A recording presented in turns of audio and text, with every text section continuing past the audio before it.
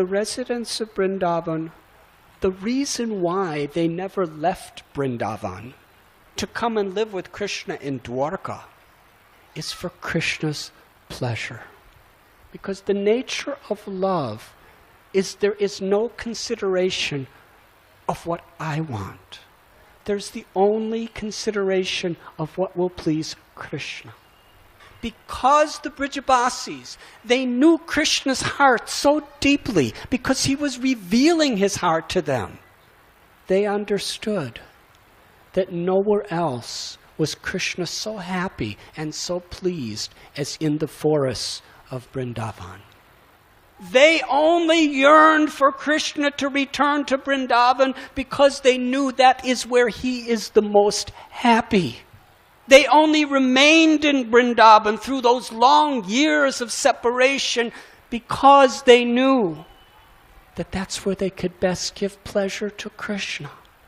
They were giving infinitely greater happiness to Krishna, suffering and separation, than even the residents of Dwarka were in his company. Srimati Radharani expressed that you sent Uddhava with a message, and through him you told us that we should meditate upon you. And if we meditate upon you, then you will always be with us. But this only caused us greater pain. We are not mystic yogis. We are not jnanis. We are gopis. We can't do this meditation.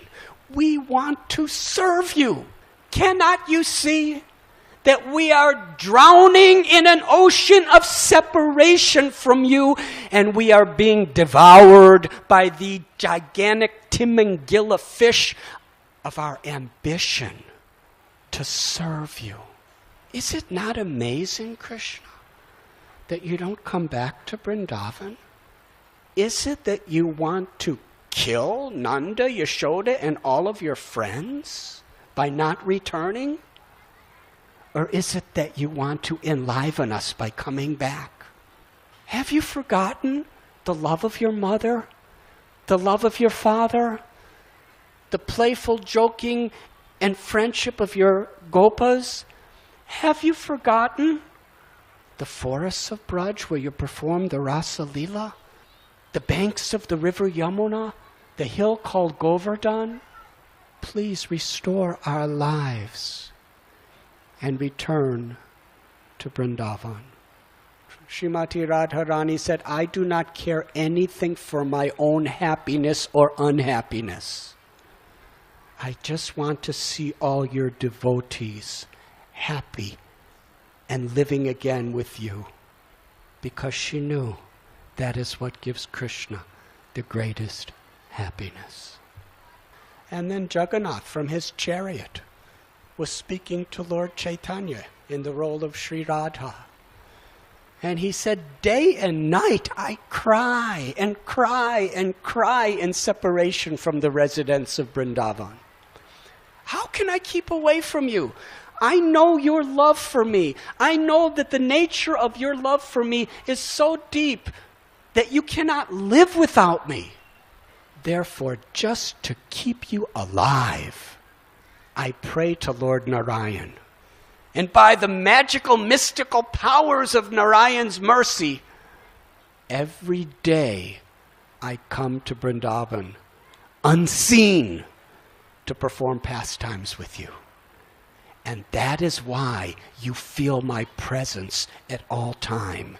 And that is how I keep you alive.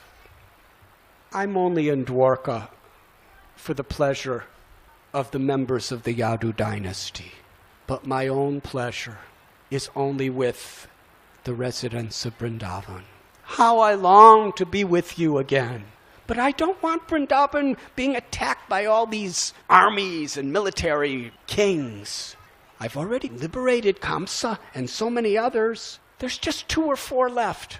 After I liberate them, in just 10 or 20 days, I will come to Vrindavan once again, and we will be together.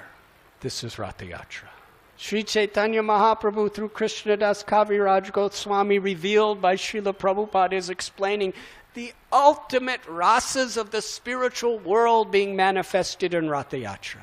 And Srila Prabhupada explains, through Nam Sankirtan, through developing this spirit of mood of the servant of the servant of the servant of the Lord, and chanting the holy names in that spirit, Lord Chaitanya Mahaprabhu is inviting all of us into this loving exchange between Krishna and the residents of Sri Vrindavan Dham.